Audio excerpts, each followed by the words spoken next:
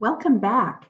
I'm going to finish reading the last chapter of the book 20 and 10. And I'm excited to read this chapter. So I hope you enjoy it as much as I do.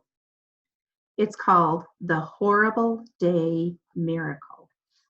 I overslept. I guess we all did. I was awakened suddenly by the noise of bicycles on the gravel. I jumped out of bed and rushed to the window. I couldn't believe my eyes. The two Nazis were going down the slope on their bicycles. They were leaving. I called everybody, and in no time we were all at the windows watching them. They never so much as turned their heads back. We were so happy that we started dancing on the beds and throwing pillows at one another. Finally, Philip said, "Let's go up to the cave and get the others." We all clapped, especially those who had never seen the cave. Let's go, we cried. "Oh no," said a voice. It was Henry's. We all stopped short, and we were ashamed because in all the excitement we had forgotten him in the coal shed. Then we started to laugh. We couldn't help it. He was black all over. In the dark, I hadn't noticed it. He said dryly, have fun, have fun. No one thinks of coming to tell me I can get out. But you make enough noise for those in the cave to feel they can come out, and then they will be caught." "Caught?" we said, gasping. We stepped down from the beds quietly. Someone said, "But Henry, the Nazis have gone. We saw them go way down the valley road." "You have no sense," retorted Henry. "Let's hope the others in the cave have more than you have. I know they have, or else they would be here already." Then Louis started to cry, "Sister Gabriel, Sister Gabriel." That sobered us completely, and we listened attentively to Henry as he went on. "They're leaving this morning like this. It's a trap, a trick. They want to see what we're going to do. They want to surprise us. They want to snatch our secret. They went, but they will be back. How do you know they aren't on their way back right now, cross country? They're going to hide and spy on us. That's why we can't even go and say hello to the others in the cave." Nobody had anything to say. We all had the creeps. After a while, Philip ventured, "Let's go down and eat." That was a brilliant suggestion. It made us all feel much better. We went down, and Philip told how Arthur had divided the bread in the cave, and we all agreed to do the same and to save as much as possible in the way of food, because we didn't know how long it would have to last. So we girls cooked rutabagas, and we all had that and a small piece of bread each. I don't know how we lived through that day. It was horrible. We kept feeling that they were watching us. And yet we didn't know if they were. We didn't dare even to throw a glance in the direction of the cave, and we lived in constant fear that those in the cave might get tired and hearing nothing, come out. In the afternoon, someone suggested that we play at throwing rings. So we formed two teams and we started to play facing the road. It was my turn to throw, and I went over to take my place. I could see the road was deserted. I took the ring, and everybody was looking at me. That is, they had their backs to the road. I swung my arm and threw the ring, and everyone shrieked with terror as the ring was caught in midair by a man's arm which had shot up behind me. It was the young Nazi who had sprung from around the corner of the house. He laughed nastily. "Thought we were gone, eh? Didn't know. We've been watching you for hours." We shuddered. Henry had been right. "We've been looking around too," went on the Nazi. "We were told there are caves around this countryside. Don't you know about them, children? Let's go inside. We can talk better. Inside, inside, schnell, schnell." Heavy-hearted, we dragged our wooden shoes up to the house. The old soldier came in carrying a large cardboard box. "Open it," ordered the young Nazi. While this was being done, he said, "You did not have much to eat at noon. Rutabagas. I saw the peels in the garbage can. Poor children. Wouldn't you like a little extra? Look." He pointed to the box, out of which the old soldier proceeded to take out chocolate bars and colored candy. Our eyes popped, and we began to shift on our benches. But when the old soldier brought out oranges, real oranges, we couldn't help it. We shrieked. It was unbelievable. We had not seen oranges for years. Louis did not remember them at all. He was much too small. So he became very excited and clapped his hands, calling, pretty ball for Louis." We were aghast. Up to this time, Louis had been so good. He just had paid no attention at all to the Nazis. Of course, he did not have the slightest idea of what was going on. But he had fallen in with the rest of us, naturally acting as we did. And now this. The young Nazi was delighted. Good, good, he said. Come down here, little boy. Denise snatched Louis and held him tight in her arms. All right, said the Nazi, then you both come. So Denise had to get up. Carrying Louis, whose hand was stretched toward the oranges, she went up to the Nazi. Yes, little boy, he said, you can have that pretty ball if you just tell me what I want to know. Now be a good little boy and tell me, don't you have some Jewish friends? I forbid you to annoy my little brother, yelled Denise. Oh, yeah, mocked the Nazi. How funny. How very funny. You forbid me. And you talk, don't you? Better and better. Now we are getting somewhere. Deliberately, he took Louis away from Denise and sat him on his lap. Go and sit down, he ordered Denise, who went back to her seat crying. Then he spoke to Louis. Listen carefully, little boy. You tell me the truth, and you can have the pretty ball and the chocolate and the candy, and all the others in the room can have it too. Tell me the truth. Don't you have some Jewish friends, boys and girls? Just say yes or no. Yes, said Louis. In the hushed silence that followed, Henry got up slowly and said, he does not understand. He's just trying to get the orange. Then I knew that Henry was playing the last card. Would it work? Did you hear? The Nazi asked Louis, and he laughed. It is not true, of course. You know very well what I'm talking about, don't you? Louis nodded triumphantly. I felt I was getting sick to my stomach. Of course, rejoiced the Nazi. You are a big boy. You know about Jewish boys and girls. Now tell me, where are they? There, said Louis at once, and he pointed to George and me and himself. For a fraction of a second, I was thunderstruck. Then I understood. Bless his heart, Louis remembered the flight into Egypt and that George and I had held him. And of course, we were the Jews. Pretty ball, Louis was demanding his due, but the Nazi seemed utterly dazed. He narrowed his eyes and peered from George to me, muttering, incredible, the nerve, better even than I thought, right here all the time. Suddenly he shouted at George, get up, you. George got up. My heart was in my mouth. Had he understood? What's your name? Yelled the Nazi. Joseph, said George. Just like that. It was magnificent. I could have kissed him. And yours? Snarled the Nazi to me. Mary, I said. Fantastic, sputtered the Nazi, wiping his forehead. And suddenly, as if waking up, he pushed Louis quickly off his knees with disgust and bellowed, and what is your name? Jesus, shouted Louis proudly.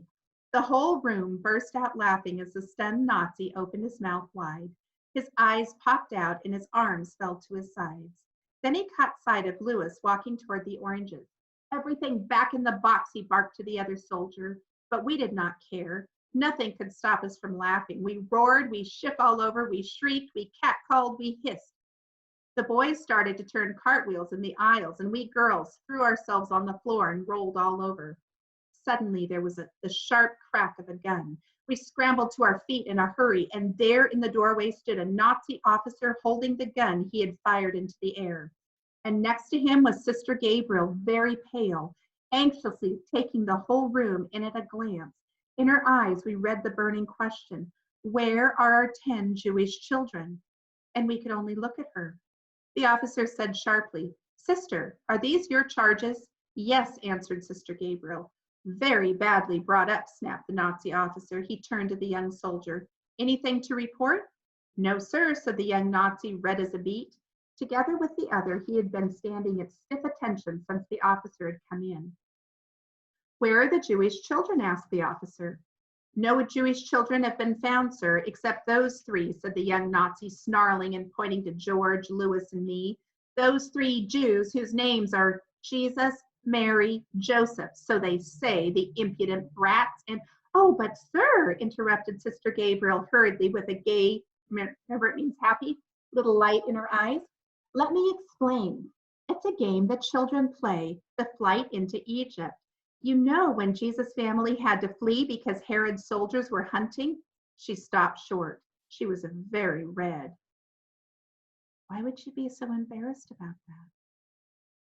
Because it's a reminder that that the Jewish people were having to hide from the Nazis. The officer did not seem to hear her. He barked to the young Nazi. You have made a fool of yourself. A fool. Away with you. Report at once to the Normandy front. That will teach you. The soldier clicked his heels and went out. You, said the officer to the other, you come with me. The officer clicked his heels, saluted Sister Gabriel, and recited like an automaton. I am sorry for the inconvenience. You shall not be disturbed again. My advice, though, is that you give your charges a little taste of German discipline. They need it. So he talked like a robot. He glared at us ferociously and then went out. We crowded around the door. In the yard was a motorcycle with a side seat in which the officer sat down while the old soldier drove him. There was also a truck with 3 SS troopers. Our tormentor, the young Nazi soldier, put his bicycle in the trunk next to that of the old soldier and climbed in. There were some sharp commands, and down they went at top speed. At last, Sister Gabriel turned to us. Where are they? And we all were still so afraid that we told her the whole story in whispers. She kept laughing softly and saying, good, good, very good. Then she said, the Nazis arrested me as I went into Dulafit. They had come back unexpectedly and they questioned me. Of course I would not answer, so they threw me in jail. This morning they told me that they had sent 2 men up here and that the Jewish children had been found. But still I would not talk. I figured out that perhaps they were lying, though I could not see how they could help catching the children. They said, you don't believe us? We'll take you back to the school now and you will watch the Jewish children being taken away in that truck. That was the truck you saw, added Sister Gabriel. We all shuddered. Then Denise asked, do you think, Sister, that it's safe now if one of us goes to the cave and tells the others that the coast is clear? By all means, said Sister Gabriel. Show me the way, Denise. I'll go with you. Off they went. After a while, Suzanne appeared. We hugged her. Where are the others? We asked. Arthur says, she answered, only one of us at a time, so it cannot possibly attract attention, just in case. It took a little while for everyone to come down. Arthur was last. He said, I think we should sleep in the cave from now on. During the day, we can spell each other and keep a watch, but not so during the night, so it is best we sleep in the cave. He is right, said Sister Gabriel. And that is the way it was done for the duration. During the day, we were all together and we took turns watching the road and the hills. At night, the Jewish children went to the cave and stayed there until one of us went up in the morning to tell them it was safe to come out. We did have several bad scares later, and right during the night too, so it was fortunate that Arthur's plan had been followed, but nothing was so terrible as that first time. And when the Americans liberated the country, the 30 of us were safe and sound, though the sound was somewhat hollow because we were all a little thin. They just hadn't had enough food, had they?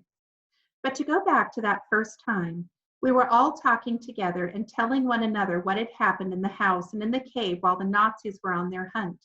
Sister Gabriel said, you were all very brave. I don't know which was the hardest, to face the Nazis or to stay hidden in the cave. Suzanne said, it seems so long. So long. We did not dare talk, not even in whispers. We did not dare move. I tried to imagine that I was married for good and hiding in a cave on my way to Egypt. But Louis, the little one, was not there, and Arthur would not be Joseph. Arthur grinned. Sister, I've had enough of the flight into Egypt. So have I, said George. Let's play something else. Couldn't we have a miracle such as they played in the Middle Ages? We could act out the multiplication of loaves and fishes, volunteered Philip, thinking of food as usual. But weren't we all thinking of it all the time in those days? That reminds me, said Sister Gabriel, that they did not let me take any of the food packages at Dulafit. So it means that we shall have to manage with the little we have to eat at present. What a heavy blow. We had looked forward to those packages so much, and especially now we wished for them more than ever after the Nazi scare. So we felt pretty blue.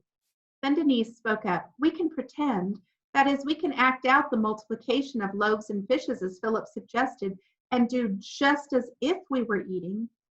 Henry got up at once, all excited. He is a born director and stage manager.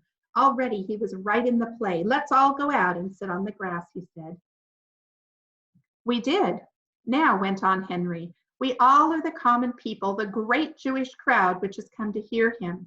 And he has told us such beautiful stories, and we like him so much that we stay and stay and stay. We have been here for ages, broke in Arthur. Indeed, said Henry, and now it is very late, and we all are so hungry. So hungry, we all chanted. And there is nothing to eat, went on Henry. Nothing to eat, we all sang mournfully. Just a few, started Henry, and then we heard shrill cries, and we looked quickly toward where they came from. On the threshold of the house stood Louis. We had not noticed that he had slipped away, and there he was, shrieking at the top of his voice, pretty ball, and in his hands he waved an orange. One leap and a shout carried us all, including Sister Gabriel, to the house. Where did you find it, Louis? Triumphantly, Louis led us. There, under the desk, was the forgotten Nazi box filled with chocolate, candy, and oranges. Was there ever a sweeter miracle? God has promised to be with us through every difficult time, and he has amazing ways of showing that he cares.